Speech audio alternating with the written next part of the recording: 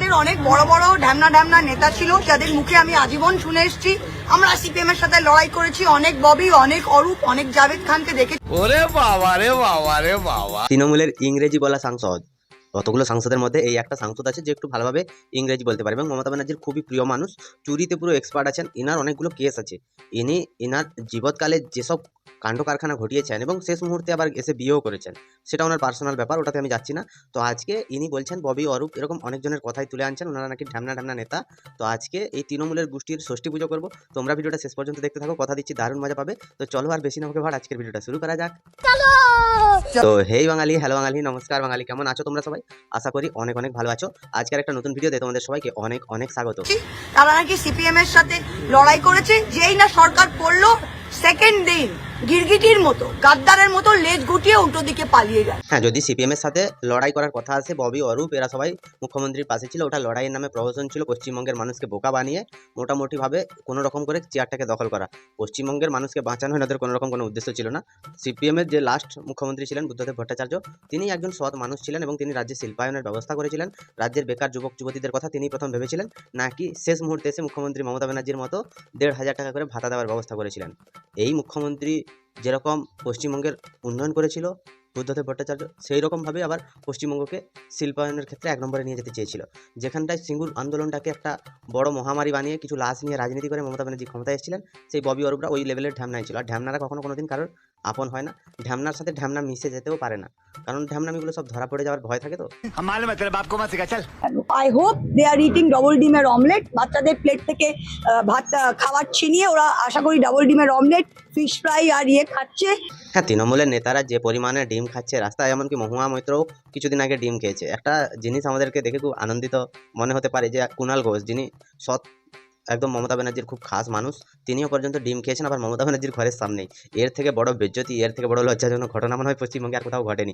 পশ্চিমবঙ্গের মানুষের কাছে একটাই অনুরোধ, যে একটা বার যদি এনাদেরকে ক্ষমতায় রাখতেন, তাহলে অন্তত বিজেপি কর্মীর অর্ধেক বিজেপি কর্মীকে এরা মেরে ফেলতো। এনাদের টার্গেট হয়ে গেছিল। আজকে তৃণমূল কংগ্রেস ক্ষমতা থেকে চলে গেছে, তাই এই বিজেপি কর্মীগুলো বেঁচে গেছে। আর বেঁচে যাওয়ার পরে একটাও কিন্তু তৃণমূলের কর্মীকে খুন করেনি। একটা গাঁজা কেসে মরে গেছিল, তার ঘরে গিয়ে অভিষেক ব্যানার্জি যে নাটকটা করেছেন, মানে সেটা দেখার মতন আর অবস্থায় আমরা ছিলাম না। পশ্চিমবঙ্গে আজকে এই মুহূর্তে দাঁড়িয়ে আমরা একটা জিনিস বুঝতে পেরেছি, যে তৃণমূলের নেতাদেরকে ডিম ছোঁড়া হচ্ছে। আর তৃণমূল যদি জিতে যেত, তাহলে ওরা বোম ছুঁড়তো, কারণ এনাদের রক্ত কথা বলে। মমতা ব্যানার্জি একটা চিটিংবাজ, তার চিটিংবাজ ভাইরাই বোম ছুঁড়তো। আর জাভেদ খান কিভাবে তার এতগুলো অবৈধ নির্মাণগুলো ঠিক করবে সেটা ঠিক করছে। হ্যাঁ, জাভেদ খান অনেক বড় বড় বিল্ডিং করেছে, অনেক কিছু করে নিয়েছে। তো আমার সাদা মনে একটাই প্রশ্ন, যে এতদিন পর্যন্ত তিনি যখন তৃণমূল কংগ্রেসে ছিলেন, তখন এনারা সেটা নিয়ে প্রতিবাদ কেন করেননি? তার থেকে নিশ্চয়ই এনারা ভাগ নিয়েছেন। আর এই হারামির দলকে বলছি যে তোরা আর পশ্চিমবঙ্গটাকে কতটা বেজ্জতি করবি? ওরা যদি করেও নিয়ে থাকে, তাহলে তোরা কেন প্রতিবাদ করিসনি? তোদের হাতে কি কোনো আইন ব্যবস্থা ছিল না?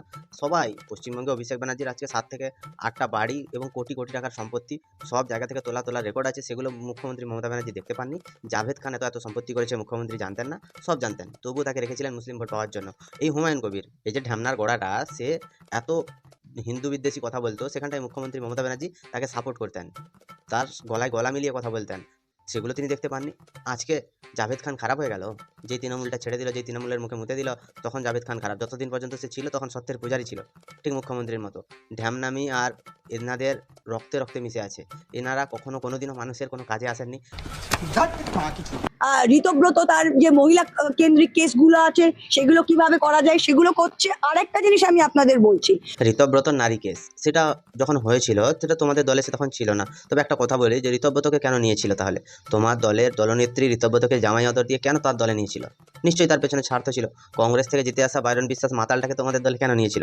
নিশ্চয়ই মুখ্যমন্ত্রী মমতা ব্যানার্জির কোনো স্বার্থ ছিল, নিশ্চয়ই অভিষেক ব্যানার্জির কোনো স্বার্থ ছিল। আর ওই নারী কেস, যদি একটা নারীকে তোমরা সম্মান করতে, যদি একটা নারীর সুবিচার পাইয়ে দিতে, তাহলে আমাদেরকে আর্জি করে দেখতে হতো না, তাহলে ঋতব্রত আজকে বিরোধী দলে নেতা হতো না। তোমরা কিন্তু তার বিরুদ্ধে ব্যবস্থা নিতে। যতক্ষণ তোমাদের দলে তারা ছিল, সবাই কিন্তু সেফভাবে তাদের চুরিটা, তাদের যত বেআইনি কাজকর্ম সব কিছু করে যাচ্ছিল। মাঝখান থেকে পশ্চিমবঙ্গের সাধারণ মানুষ তারা বোকা বনে যাচ্ছিল। তাদের আর কাছে আর কোনো রকম কোনো অপশন ছিল না, কারণ পুলিশ তোমাদের হাতে। কেউ কারোর বিরুদ্ধে কথা বললে, আমরাও যে ভিডিও বানাতাম না, অনেক ভয়ে ভয়ে বানাতাম। কেউ একটা কোনো কথা বললে, বিরোধিতা করলে, তাদেরকে ফাঁসিয়ে দেওয়া হতো, উল্টো পাল্টা কেস দেওয়া হতো। এই শুয়োর, এই যে বীরভূমের বাঘ অনুব্রত মণ্ডল, কম লোকের ক্ষতি করেছে? তাকে কেন তোমরা রেখেছিলে? পশ্চিমবঙ্গে তো রেকর্ড আছে অনুব্রত মণ্ডলের, অনেক রেকর্ড আছে। কোটি কোটি টাকার সম্পত্তি করেছে, বাংলাদেশে গরু পাচার করতো, তারপরেও কিন্তু তোমরা তাকে রেখেছিলে। এবং জেলে যখন গেছিল প্রমাণিত একটা চোর, সে যখন জেল থেকে ফিরে এলো তাকে তখন কোর কমিটির আহ্বায়ক করে দেওয়া হলো। মানে চিটিংবাজি এনাদের পুরো রক্তে মিশেছিল। এনারা সবসময় সাধু সাজার চেষ্টা করেন কেন এখন বুঝতে পারছি। আরে জিও গুরু। মমতা ব্যানার্জি নিজের হাতে তৃণমূল কংগ্রেসের সিম্বল এঁকেছিল। বলে দিদি সিম্বলটা ঝাড়ার ছিল, ঝেড়ে দিয়েছে। মমতা ব্যানার্জির ওকাতের বাইরে কোনো একটা সিম্বল আঁকা, উনি কখনো সিম্বল আঁকতেই পারেন না। তিনি একটা কোনো ভালো ছবিই আঁকতে পারেন না। শুধুমাত্র সারদা কর্তা এবং রোজভ্যালি কর্তা, এই যে সুদীপ্ত সেন আর গৌতম কুণ্ডু, এরা দুজন ছিল বলে মমতা ব্যানার্জির ছবিগুলো কোটি টাকায় বিক্রি হতো। আর এই ছবি বিক্রি নিয়েও মহা ঝামেলা হয়েছে। মুখ্যমন্ত্রী থাকাকালীন মমতা ব্যানার্জি তাদের থেকে কোটি কোটি টাকা নিয়েছেন, এরকম অভিযোগ এসছে। তো এই ছবি যে আঁকা নিয়ে কথাটা, এটা হয়তো তোমার জানা নেই। ছবিটা একটা অন্য কেউ এঁকেছিল। তৎকালীন বিরোধী দলনেত্রী মমতা ব্যানার্জি তিনি সেই ছবিটাকে চুরি করেছিলেন, কারণ চুরিটা তার রক্তে মিশে আছে। তার রক্ত প্রমাণ করে দিয়েছে অভিষেক ব্যানার্জি যে কত বড় চোর ছিল তৃণমূল কংগ্রেস দলটা। আর একটা দল ভোটে জেতার দুদিন পরেই এইরকমভাবে কাঁচের ঘরের মতো ভেঙে পড়ছে। মানে ভাবতে পারছো যে কত বড় বড় চোর ছিল এই দলটাতে। মানে এই দলটা কোনো দল ছিল না, একটা কর্পোরেট অফিস ছিল যেখান থেকে একটা ব্যবসা চালানো হতো। ইংরেজ আমলে ব্রিটিশ কোম্পানি, যে ইস্ট ইন্ডিয়া কোম্পানি, সেই কোম্পানি যখন পশ্চিমবঙ্গে ব্যবসা করতে এসেছিল এবং কলকাতাটাকে তাদের মেন জায়গা হিসাবে বেছে নিয়েছিল, মানে প্রধান কার্যালয় হিসেবে। এবার সেই রকমভাবে মুখ্যমন্ত্রী মমতা ব্যানার্জি নবান্নটাকে বেছে দিয়েছিলেন পশ্চিমবঙ্গের মানুষকে দিয়ে ব্যবসা করানোর জন্য। আর ব্যবসায়িক মাথাটা ভালোই চালিয়েছিলেন, নাহলে ভাইপোর রং দোকান থেকে রং নিয়ে পুরো পশ্চিমবঙ্গ কালার করা হচ্ছে। ওই 2,60,00,000 ভোট যেটা জোড়া ফুলে পড়েছিল, এরা একটাও জাভেদ খানের ভোট নয়, ঋতব্রতর ভোট নয়, আর ববি অরূপের ভোট নয়। এরা একেবারে কলঙ্ক, এটা মমতা ব্যানার্জির ভোট। তাহলে যখন ভোটে হেরে গেল, যখন মানুষজন ছুঁড়ে ফেলে দিল, তখন মুখ্যমন্ত্রী মমতা ব্যানার্জি তিনি কেন ক্ষমা চাইলেন না? তিনি তখনও কেন যে তার চেয়ারটাকে আঁকড়ে ধরে বসে থাকতে চাইলেন? তখনও তিনি বললেন এটা নাকি লুট করা হয়েছে, ভোট লুট হয়েছে। আজকে যখন হেরে গেছে, তখন তার দল থেকে যখন লোকেরা সব চলে গেছে, তারা বলছে যে এটা মুখ্যমন্ত্রী মমতা ব্যানার্জিকে দেখে মানুষজন ভোট দিয়েছিল। তাহলে এদেরকে কি করতে রেখেছিল? চুরি করার জন্য? চাকরি করার জন্য? শুধুমাত্র একটা জিনিসের জন্যই আজকে তৃণমূল কংগ্রেস হেরে গেল, সেটা হচ্ছে মমতা ব্যানার্জি আর অভিষেক ব্যানার্জির আত্মগৌরব, অহংকার এবং ইনাদের যে কটু কথা, এই কথাগুলোর জন্যই কিন্তু ইনারা আজকে হেরেছেন। মানো আর না মানো, একটা জিনিস বুঝতে হবে, পশ্চিমবঙ্গের মানুষকে দিয়ে তোমরা অনেক খারাপ কিছু করিয়েছো, অনেক লোভ দেখে ভোট নিয়েছো। কিন্তু পশ্চিমবঙ্গের মানুষ যখন রামকে আনতে চাইলো, তখন তোমরা সেই রামের বিরুদ্ধেও একটা গন্দা ধর্ম বলে মুখ্যমন্ত্রী সেটাকে বলেছিল, মনে পড়ে? ভগবান, ঠাকুর, দেবতা এদেরকে নিয়ে কি পরিমাণ রাজনীতি করেছে। দীঘায় জগন্নাথ মন্দির করেছে সরকারের টাকায়। এগুলো কি ঠিক? তুমি একজন সাংসদ হিসাবে, ইংরেজি বলা সাংসদ হিসাবে বলতে পারলে? कौन है ये लोग? कहां से आते हैं ये? টুপিটা খুলুন অরূপদা, টুপিটা খুলুন and smell the coffee. Smell the coffee. আর আপনার নেত্রী মমতা ব্যানার্জি আর আপনি তৃণমূল কংগ্রেসের চেয়ারপারসন ও এই নভোটেলে মিটিং করছেন, আর পেছনে ব্যাকড্রপে সবার ছবি, মমতা ব্যানার্জির ছবি নেই। আজ পশ্চিমবঙ্গে অনেক কেস পেন্ডিং আছে, অভয়ার মতো কেস, তারপরে ল কলেজের ঘটনার মতো কেস, এরকম বহু সরকারি দুর্নীতি এবং বিভিন্ন রকমের নির্যাতনমূলক কেস পেন্ডিং আছে। সেখানটায় দাঁড়িয়ে আমাদের এই যে ইংরেজিওয়ালা সাংসদ মহুয়া মৈত্র, তিনি কুকুর নিয়ে কেস করে দিচ্ছেন, মানে পালিত কুকুর নিয়ে কেস করছেন। তার সেই কেসটার জন্য পশ্চিমবঙ্গে একদিন কোর্টের সময় নষ্ট হচ্ছে। ভাবতে পারছো? ইনারা নাকি দেশের ভালো চায়, ইনারা নাকি দেশের সেবা করতে এসছে। মুর্দারের বাল ছেঁড়া কাকে বলে জানো তো? সেগুলোই করতে এসছে। আর একে ডিম মেরেছে যখন না, তখন আমার দেখে খুব আনন্দ হচ্ছিল।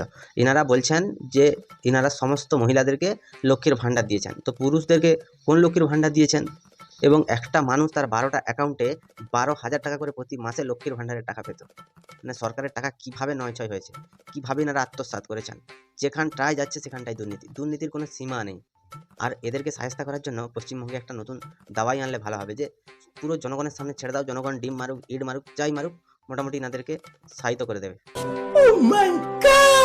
এই তারা কোন লড়াই করেছে কিনা আমার দেখার দরকার নেই। আমি আমাদের কর্মীদের বলছি যে এই গাদ্দারদের কি লড়াই করেছে সিপিএম এর সাথে, তা আমাদের দেখার দরকার নেই। সিপিএম এর সাথে লড়াই করে এসছে, এটা তো মুখ্যমন্ত্রী মমতা ব্যানার্জি সবসময় বলে থাকেন। মানে আমি অনেক কিছু করেছি, সিপিএম পুরো পশ্চিমবঙ্গটাকে খেয়ে যাচ্ছিল, আমি না থাকলে পশ্চিমবঙ্গ আজকে থাকতো না, এরকম অনেক বড় বড় কথা বলেছিলেন মুখ্যমন্ত্রী থাকাকালীন মমতা ব্যানার্জি। মানে এখন বলছে যে ওটা দেখার দরকার নেই, এখন বিজেপির বিরুদ্ধে যারা থাকবে তাদের ইতিহাসে নাম লেখা হয়ে থাকবে। বলছি কোন ইতিহাস? চুরির ইতিহাসে নাম লেখা থাকবে? মানে পশ্চিমবঙ্গের খাতায় মুখ্যমন্ত্রী মমতা ব্যানার্জির নাম তো চোর হিসেবে লেখা থাকবে। মানে পশ্চিমবঙ্গকে আজকে দীর্ঘ 15 বছর ধরে লুটেছে, পশ্চিমবঙ্গের কোনো একটা উন্নয়ন করতে পারেনি, শুধুমাত্র ধারের উপরে পশ্চিমবঙ্গকে দাঁড় করে রেখেছিল। একটা শিল্প আনতে পারেনি, কুটির শিল্প প্রমোট করছিল পশ্চিমবঙ্গে। আজকে মুখ্যমন্ত্রী মমতা ব্যানার্জির ভাইপো ছাড়া পশ্চিমবঙ্গের কোনো মানুষ দারিদ্র্য সীমার নিচ থেকে উঠে আসতে পারেনি। কেন্দ্র সরকারের সাথে ঝামেলা করে 100 দিনের কাজ বন্ধ করে গরিব মানুষের মুখের ভাত কেড়ে নিয়েছে এই সরকার। মানে এরা কি করেছে পশ্চিমবঙ্গটাকে? আমরা আজকে বুঝতে পারছি যে পশ্চিমবঙ্গ আজকে যদি 15 বছর আগে সঠিক সিদ্ধান্তটা নিত, তাহলে অন্তত এই দিনটা দেখতে হতো না। তো এই মহিলা সংসদকে নিয়ে তোমাদের কি মতামত, তোমরা আমাকে একটু কমেন্টে জানিও। যদি ভিডিওটা ভালো লাগে তাহলে লাইক করো, কমেন্ট করো, শেয়ার করো, সাবস্ক্রাইবও করে দিও। পাশে থাকা বেল আইকনটা প্রেস করতে একদম ভুলবে না। সবাই ভালো থেকো, সুস্থ থেকো, সাবধানে থেকো, আর দেখতে থাকো বাংলার ফোরেভার।